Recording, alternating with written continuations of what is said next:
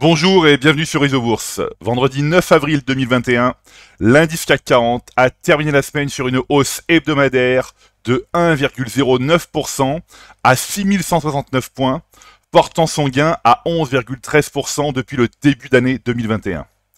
Alors à l'exception de quelques marchés comme l'Espagne ou l'Italie en zone euro, les grands indices européens et nord-américains ont poursuivi leur parcours haussier cette semaine.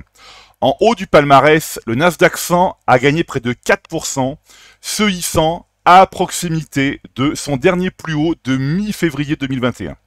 Pour rappel, l'indice phare des valeurs technologiques évolue au sein d'une phase haussière de moyen terme depuis le croisement haussier des courbes de pression Isobourse 5 et 20 mois validé en juin 2020, soit un gain de 36% depuis le signal.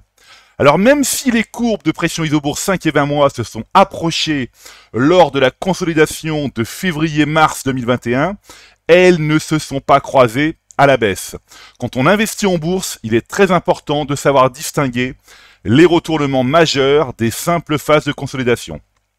Et bien comme je le rappelle régulièrement dans mes chroniques, tant que la courbe de pression Isobourse 5 mois évolue au-dessus de la courbe 20 mois, le scénario est de se laisser porter par la tendance majeure haussière.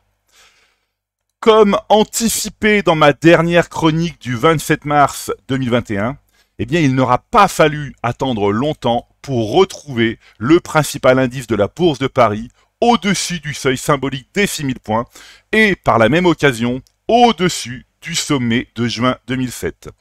Depuis janvier 2021, notamment depuis la validation du croisement haussier des courbes de pression Isobourse 5 et 20 mois, l'indice CAC 40 évolue au sein d'une tendance haussière de moyen terme, comme d'ailleurs l'ensemble des indices affichés ici à l'écran. Oui, tous ces indices évoluent au sein d'une tendance haussière de moyen terme.